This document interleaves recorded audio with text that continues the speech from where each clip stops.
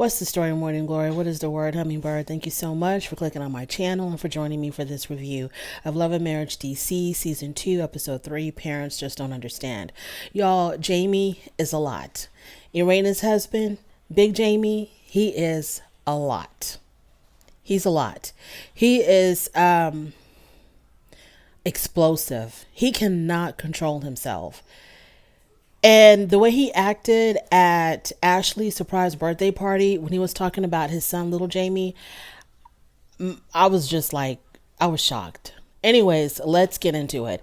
So the episode starts off where it left off last week, which is with Irena and Winter meeting up because Winter claimed that she had all these receipts about how Irena parented her child, Jason. Somebody had sent Winter some information. She doesn't say who, but she said that somebody from Irena's inner circle had sent her information about her kid, Jason. And basically the information was that because Irena and Jamie did not want to deal with the child that had special needs or who was, disabled because he's vision impaired, they sent him off to some school.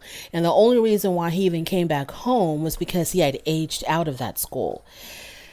And that Irena moved her mom in because she didn't want to have to deal with her kids. And so she moved her mom in so that her and Jamie can run the streets. The things that she said, I don't know these people personally at all, but the things that she said, even to me, sounded unbelievable. And for Winter to take this information and bring it to Irena as if it was like factual, just shows how Winter has very poor decision-making skills, because I don't want to call the woman stupid, but she's got very poor decision-making skills to think that, oh, this is going to be a whole scene when I bring these receipts to Irena about how she parented her child. It was so dumb. Irena was even like, what is the purpose of you even bringing this up to me? Like, for what? Why do you even want to bring this up to me? Winter had no answer to that. And then Irena said that all this stuff that Winter is bringing to her, Irena herself had heard about it 2 years ago. Winter kept on, and this is the reason that she gave. I think she gave the reason of why she was bringing it up to Irena. I think Winter said, because I just want you to know who you're dealing with in your inner circle. Like she's doing her a favor. And Irena says, that's not for my inner circle, so that's why I'm not worried about it. She says, this whole thing is stupid. It's dumb. I can't believe that you would bring me here to talk about these things. And you yourself should have known that it was just total BS. What did she call it? Foolishness. Irena says in her confessional that she doesn't know why Winter is entertaining this foolishness. I don't either. So Irena is done with Winter. She gets up and she says, don't ever talk about me again. Don't talk about me, my family. Keep my whole entire name out of your mouth. And I never want to, cross paths with you ever again. So yeah, she is done with Winter. And in a way, I kind of am. Now, last season, I didn't have a problem with Winter. Sometimes I felt like Irena and Ashley were going a little bit too hard on the girl. I'm not saying that I was a Winter advocate, but I didn't know that she was this far gone, that she was this desperate for attention, that she would bring up stuff that's unvalidated to Irena or whoever, just picking up gossip from the internet, which I think that's where she really got it from. I don't think anybody sent her anything. I think that she was perusing the internet, trying to find some dirt on these people, and maybe she came across some Reddit thread or some message board or something, or got into some comments somewhere, and she was like taking notes, and this is where she was able to piece together and brought it to Irena. The whole thing was stupid. Moving on to Ashley. Ashley goes to see her mother, and when her mother opens the door, Ashley says, hello, Kimberly.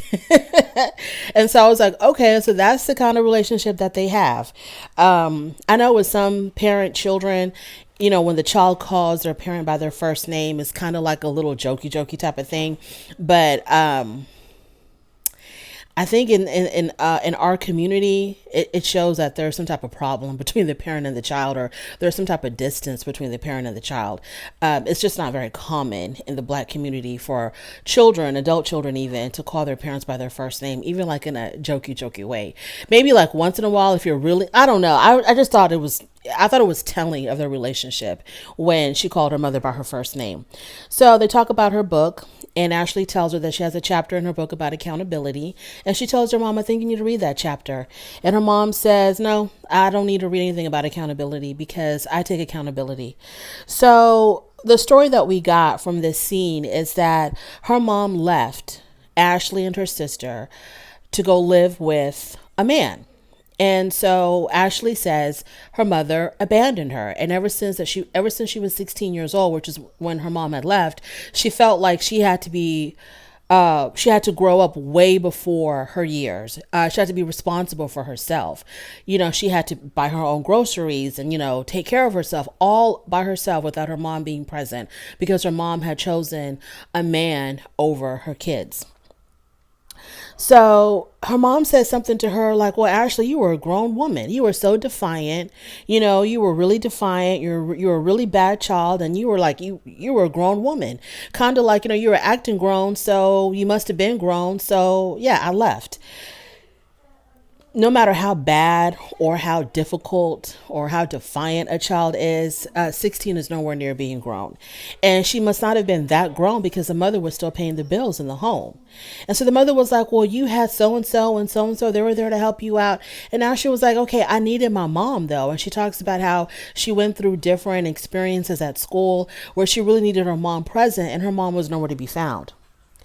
So Ashley wants her mom to admit that she had abandoned her. Now her mom started crying. Her mom started saying, I'm really sorry. I'm sorry. I'm sorry. And Ashley was like, I need you to tell me exactly what you're sorry for. And she started off by saying something like, well, I'm sorry that you feel, or she said something that was very dismissive, that completely was not showing that she was truly apologetic about anything that she did.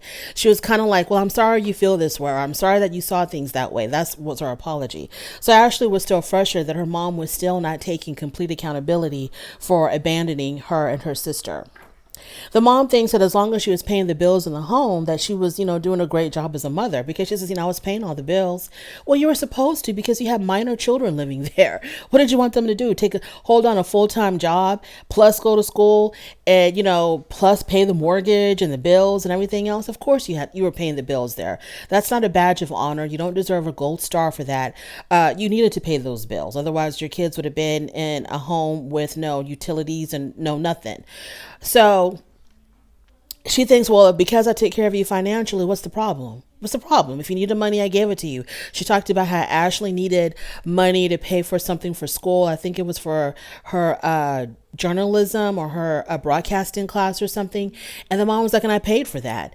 And it's disheartening when you hear parents say, because I financially took care of you, what are you complaining about? Especially, if it's a parent that was never there emotionally for the child.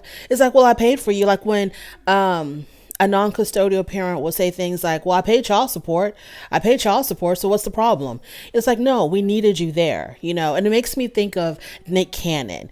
Everybody says about Nick Cannon, he's got the right to have as many children as he wants because he's wealthy and he can financially take care of them. But he can't be there full time for these kids who are spread across the country. And so he's going to be a part-time dad. Yeah, he's got a huge bank account. Their financial needs will definitely be met. But then when they wake up in the middle of the night from a nightmare and they want to run to daddy, where is he? When they're sick, is daddy sitting by the bed with them? When they have a game or a play or something at school, will daddy be there? He won't be able to physically be there for all these kids.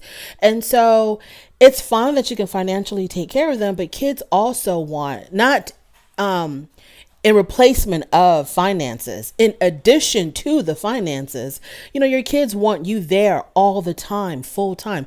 I've never seen a child that was like, yeah, I was glad that my mom really wasn't around or that my dad really wasn't there. I'm glad I had a part-time parent. Most children want their parent there all the time, provided that parent isn't abusive. So the mom kept saying that Ashley was a bad, defiant child. She said that throughout their whole entire meeting. And I'm just not understanding how the mom did not hear herself and realize, okay, what you're saying is not being helpful. you already see that your daughter was hurt, or do you not see that Ashley was hurt, or did you completely miss that? How can you sit there and be like, well, you were such a bad kid, you were such a bad, and she kept on saying that throughout their meeting. And Ashley later on told her friend Alicia that her mom saying that was like her mom was constantly picking at a wound that is trying to heal. So as Ashley's trying to move forward with her mother, and her mother keeps on holding on to this her version of the kind of child Ashley was, and bringing it up to her face and like, you were a really bad kid. Ashley's not able to move forward with her mom. She's not able to heal. Like, her mom does not want Ashley to see her as a parent who abandoned their children. And Ashley doesn't want her mom to constantly see her as this bad, defiant child. So you keep on bringing up she was bad and defiant. Ashley keeps on bringing up that you abandoned them, and no one gets anywhere. So Ashley just has to accept the fact that her mom will never take accountability, and she just has to move on and let that be, and just try to find peace within herself. Moving on to Joy and Clifton. Okay, Joy.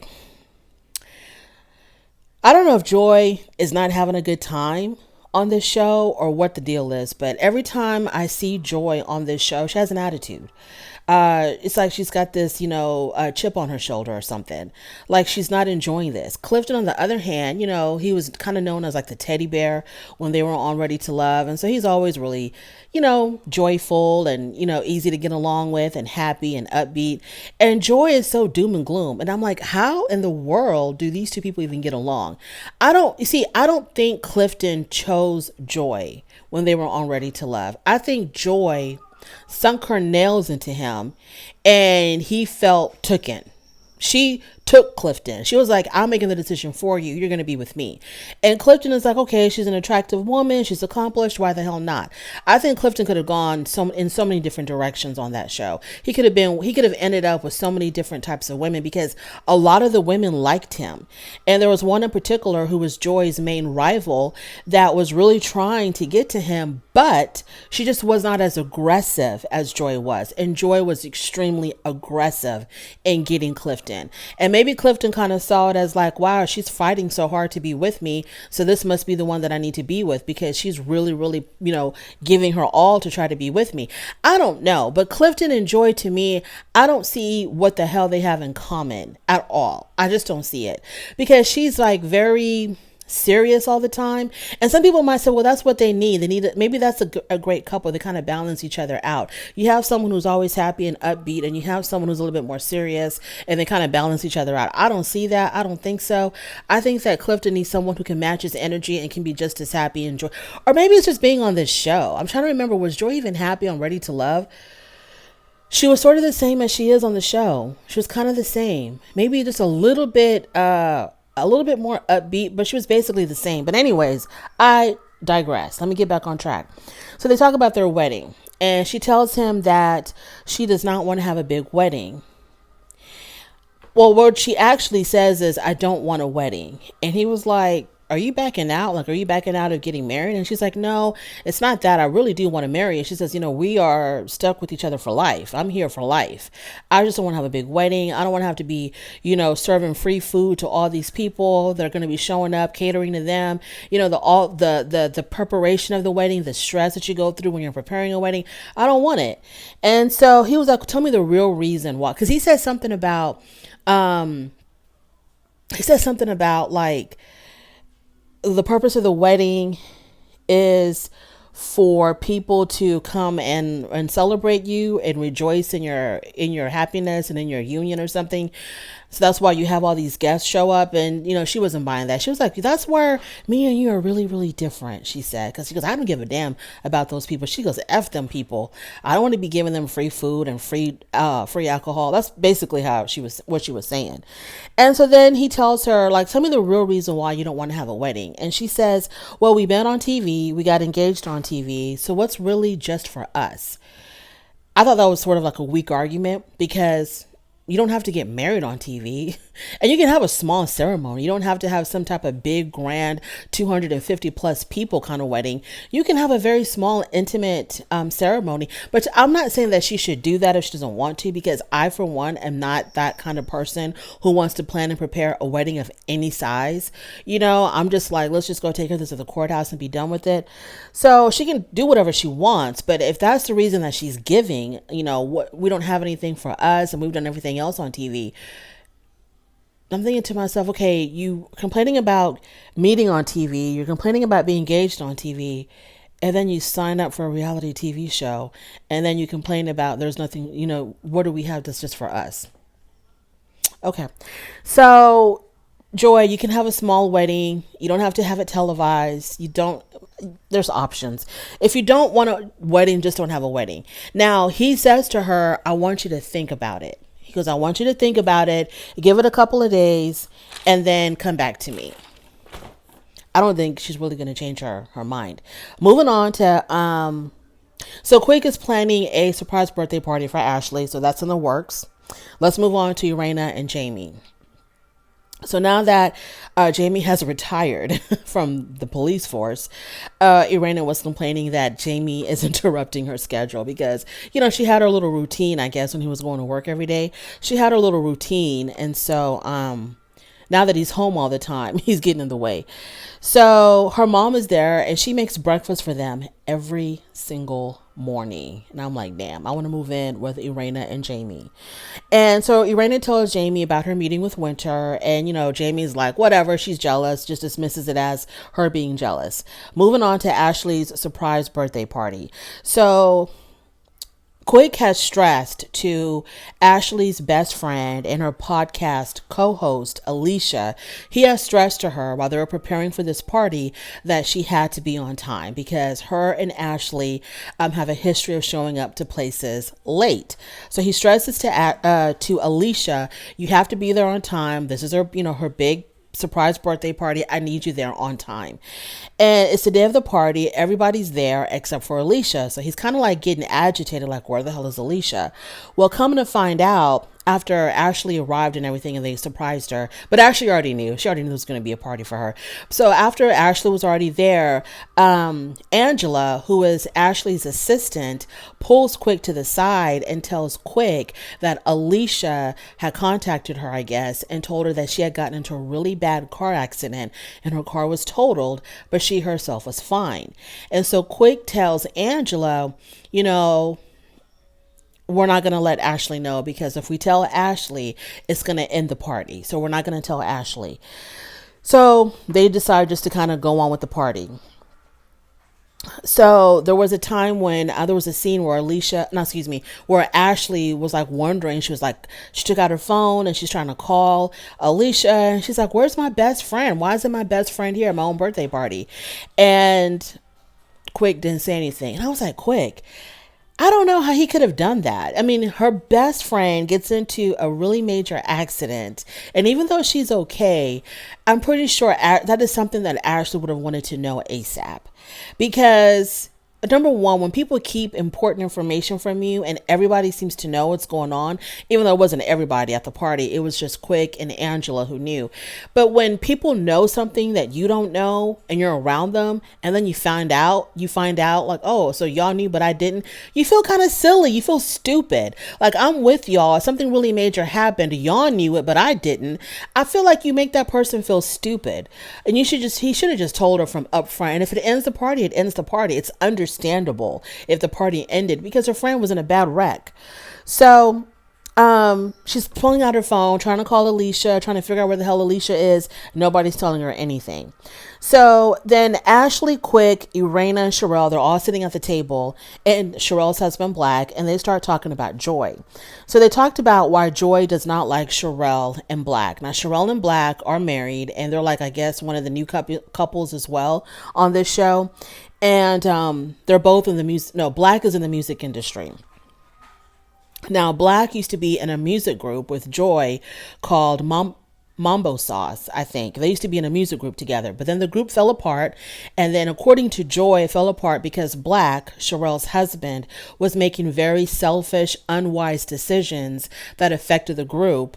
And the group disbanded. That's according to Joy. But so when they bring up Joy at the table, they ask about like what really went down between Joy and y'all. How come y'all don't get along? And Black says that he was dating when him and Joy were in the group Mambo Sauce.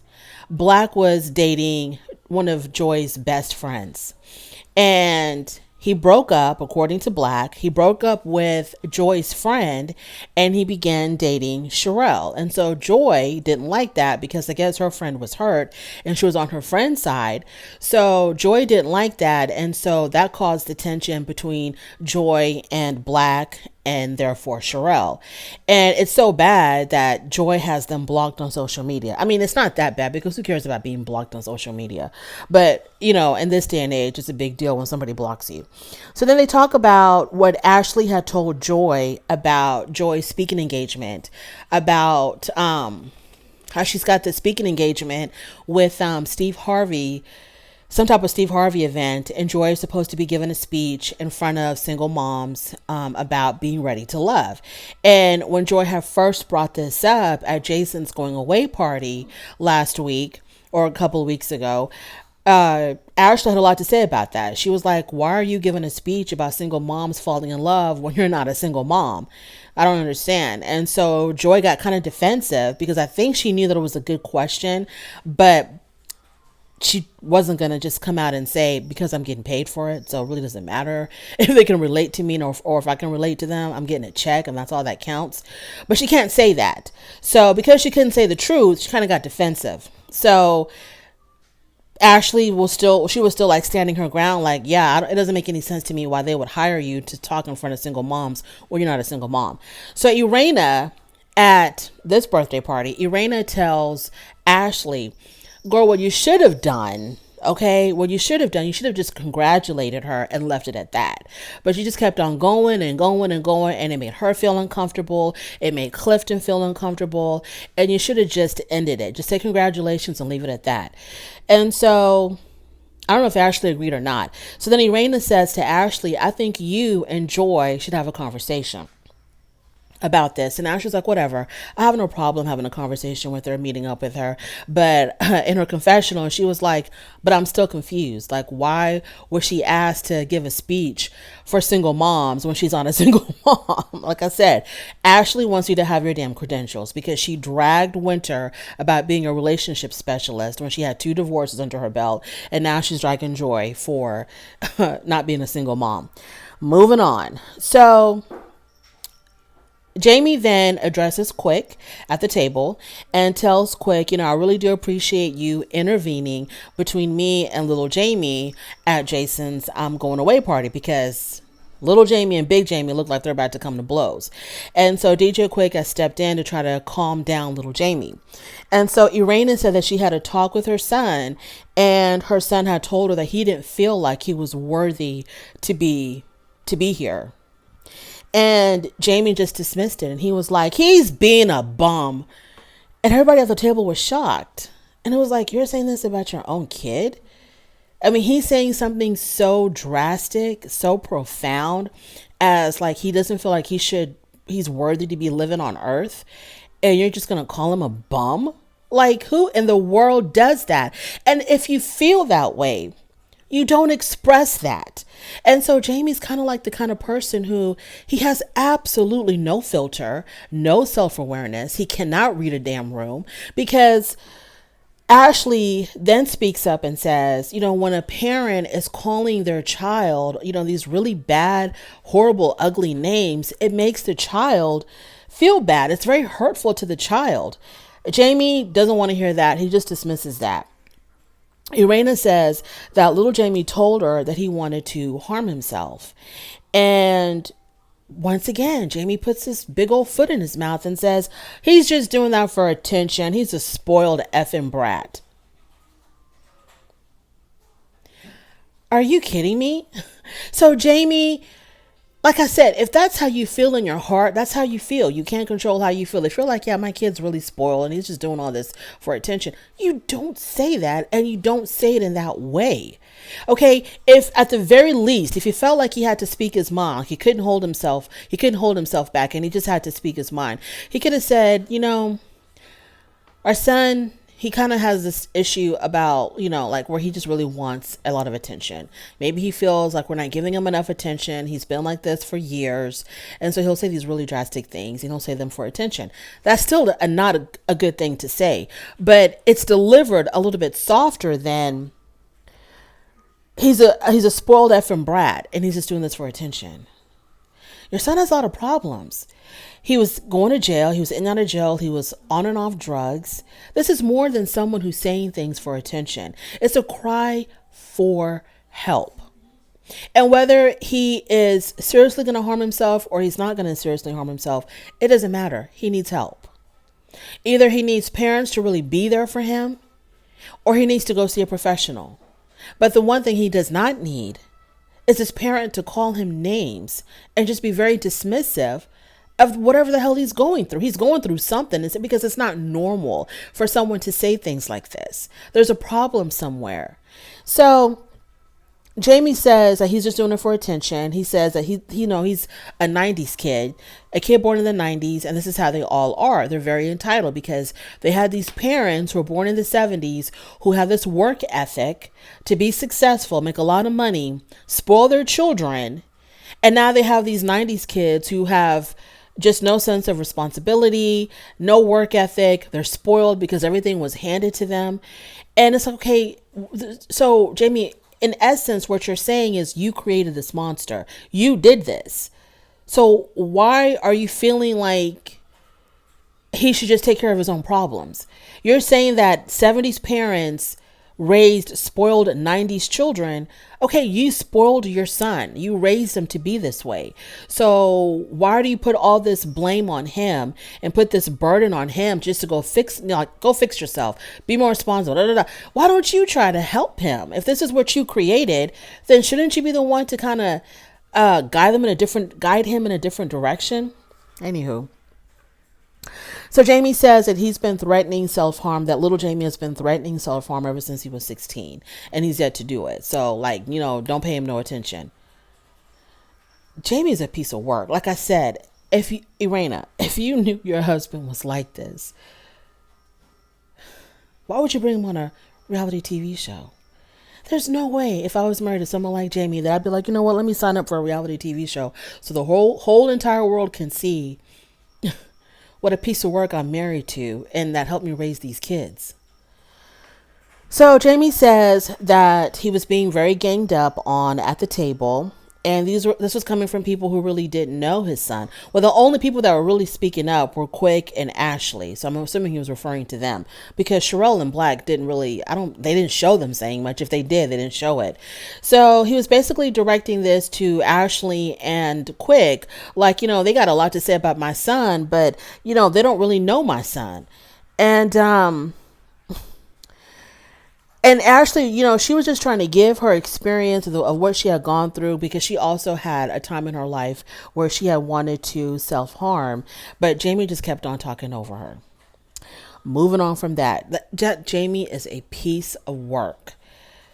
He is a lot. It's like, this is his world and we're all just living in it. And if you don't see it his way, he's going to push you out the damn way. It's like his way or no way. And it's just so, like I said, he probably has regrets of the kind of parent that he was to his children, because, it's difficult to have a child who is, who's got special needs like Jason. It's very, very difficult. It can take a huge toll on the parents. Maybe that was difficult for him to raise a child who was, vision impaired. Maybe there were things because Jason doesn't want to do what his father expected him to do. He wants to do his own thing. So maybe Jamie feels some kind of way about that, but he doesn't know how to express it. Then you have your other son who has been in trouble with the law, has had substance abuse issues. And you blame yourself, because you talk about how you raised these spoiled and entitled children.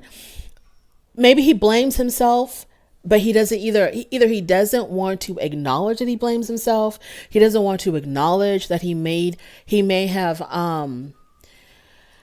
been lacking in some areas as a parent. And so instead of acknowledging where he was weak or where he may have failed his children, he just reacts with anger because I don't know, because then you seem like you're more of a tough guy if you react with anger.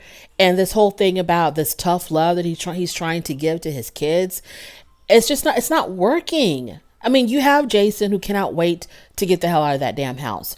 You have little Jamie who he can't stand you. So whatever method you're using as a parent, Jamie, it is not working. Moving on. So quick, I think Ashley kept on asking about Alicia. Like, where's Alicia? Where's Alicia? What's going on with Alicia? So Quick had said originally that he was going to wait until they went home before he told Ashley about Alicia's accident. But I guess because, Ashley was getting kind of impatient about where Alicia was, he decides to take her outside. And Quick tells Ashley, look, your friend was in a really bad car accident and her car was totaled. So she was upset. Because she was like, why didn't you tell me this earlier? She was upset that he withheld this information from her. Because she probably even felt a little bit guilty that here she was partying it up while her friend was going through something so tragic. So Quick wants Ashley to just, he tells her something like, let's just go ahead. Let's just go back to the party. And Ashley was like, I'm not you. He says, your friendships are all left up and that's why you don't have any real friends. I'm not like you. I'm not just going to go and party and act like I don't know that my friend was in a really bad wreck. Because of the fact that she's not answering, obviously that really worries Ashley, even though Quick told her, hey, she's fine, she's fine, she's fine. But Ashley needs to hear that from Alicia, okay, because she doesn't understand why she's not answering. So that's where that episode ended. It was a lot. It was a lot, but it was a really good episode. Jamie, you need to find another method. You need a whole new game plan. Joy, girl, I don't know what's going on with you in Clifton, but I don't know if it's because you're on this show and you're uncomfortable with all these cameras and being really transparent, but girl, you're so closed off. I was like, I don't see you in Clifton really making it. And Winter, the only thing that you have in common with DC and anything is the fact that your name is Winter and it gets cold in DC. Other than that, girl, what are you doing on this show? What's going on? Anyways, thank you so much for joining me. I really do appreciate it. On your way out, please don't forget to rate the video. If you like this content, go ahead and subscribe, and I will definitely talk to you later. Bye.